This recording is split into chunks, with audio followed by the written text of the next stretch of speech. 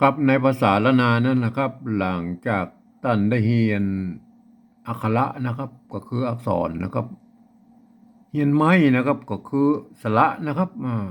เรียนสองอย่างนี้แล้วเอามาผสมกรรมแบบหลักการของภาษาละนานะครับ7 วัน1 เดือนท่านก็อ่านออกเขียนได้แล้วนะครับแต่ก่อนอื่นนั้นน่ะท่านก็ต้องควรจะหัดอ่านให้ก่อนนะครับการเขียนนั้นมันยากกว่านะครับต้องหัดอ่านเลยนะครับวันนี้เรามาดูนะครับเรามาดูที่เปิ้นเขียนไว้ในรูปแบบของก่อน8 ตลาดนะครับก็เราจะหัดอ่านไปเลยนะครับอ่า ตัวมะนะครับไม่กี่มีนะครับตัวพระไม่กูตัวมะอ่านว่าภูมินะครับมีภูมินะครับมันต้องไม่มีไม่กี่นะครับเห็นไหมถ้ามีไม่กี่มันอ่านว่าภูมินะครับเห็นไหมมีภูมิคุ้มนะครับกันจั่วนะครับบกลัวเลยนะครับเลยนะครับมันสระเอยของ ละนานะเปิ้ลมีไม่กี่ด้วยนะครับเห็นไหมมันตรงข้ามกับภาษาไทยนะครับถ้าอันนี้เลยนะครับถ้าบ่มีอีนะครับถ้าบ่มีไม่กี่อ่านว่าเลียนะครับท่านจะไปสับสนนะครับท่านจะไปสับสนนะครับแต่บอกเคยไปที่เสี่ยงลบเลี่ยงหนีนะครับอันนี้ตัวอยนะครับอ่านออกเสียงยอยักษ์ไทยนะครับอยู่นะครับอยู่กับบ้านส่วนใหญ่นะครับตัวหญ้านะครับตัวหญ้านะครับออกเสียงยอนะครับยอยักษ์ละนายอยักษ์เมืองนะครับใหญ่นะครับใหญ่นะครับส่วนใหญ่ไม่ใช่ส่วนใหญ่นะครับส่วนใหญ่นะมันไทยนะครับอันนี้มันส่วนใหญ่นะครับส่วนใหญ่นอ พอทีวีนะครับเนี่ยมันเขียนตามเสียงนะครับเอาตัวท่านะครับมาเขียนออกเขียนมันจะเสียงทอนะครับทีวีนะครับถ้าเอาตัวตะเขียนมันออกทีวีเห็นไหมฮะพอทีวีนะครับพอทีวีนะครับตัวนี้เป็นภาษาไทยนะครับก็เลยต้องออกเป็นเสียงรอนะครับมันไม่ใช่ภาษาละนานะครับรอนะครับอันนี้ตัวป้านะครับอ่านว่าปันนะครับไม่ใช่พันนะครับเปิ้นยืมตัวพระตัวพอพานเนี่ยมาเป็นตัวป้านี่มันได้นะครับรอปันนะตัวซะนะครับไม่กี่กับสระอีกับซีนะครับพอรอปันซี1.2นะครับอันนี้ตัวยะจำได้นะครับอ่านออกเสียงยอยักษ์ไทยนะครับยองนะครับยองนะครับเข้ามานะครับเกียมเนื้อตัวฮือดีเนอ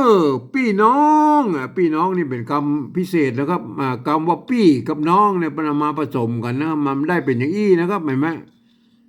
อันนี้มันตัวแลนะก็เป็นตัวพิเศษนะครับตัวแลนะครับแลตัวป้านะครับ2 ตัวเนี่ยเปื้อนป้องนะครับอ่านว่าเปื้อนป้องนะครับเปื้อนป้องนะครับอันไม่เกลือของละนานะเปื้อนจะใจไม่กี้ก็ได้ไม่เกลือก็ได้นะครับมี2 อย่างนะครับเปื้อนป้องนะครับบาท่ากองนะครับตัวนี้ตัวก้านะครับเสียงสามัญอ่านว่ากองนะครับ ต้องมาหานะครับต้องมาหาอันนี้เป็นภาษาฝรั่งนะครับอันเดนต้านะครับเขาอ่านไปตามเสียงเลยนะครับเห็นไหมเดนนะครับอันนี้ก็เดนนะครับอันนี้ตัวต้านะครับต้าเสียงโทปกตินะครับเดนต้านะครับเดนต้านะครับ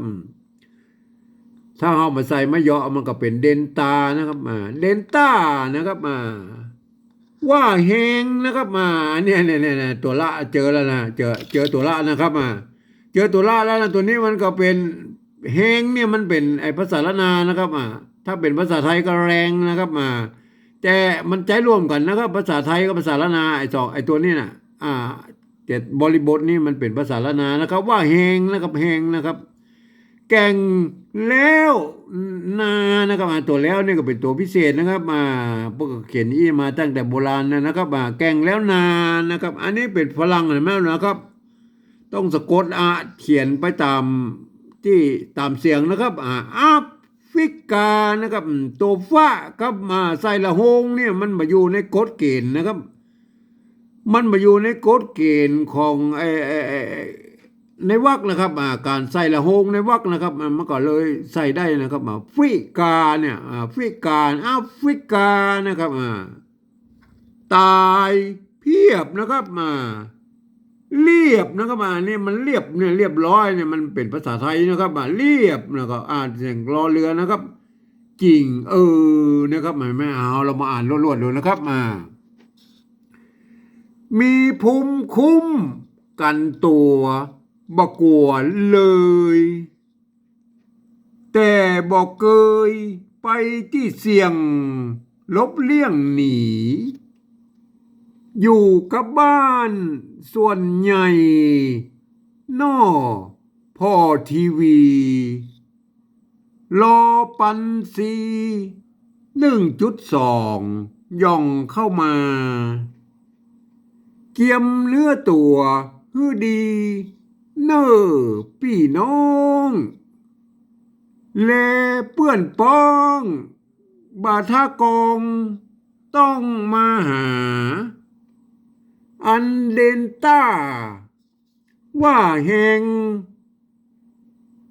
แก่งแล้วนาแอฟริกาตายเพียบเรียบจริงนะครับก็ท่านก็ลองเอาไปหาอ่านนะครับวันนี้ผมขอบรรยายเพียงแค่นี้นะครับ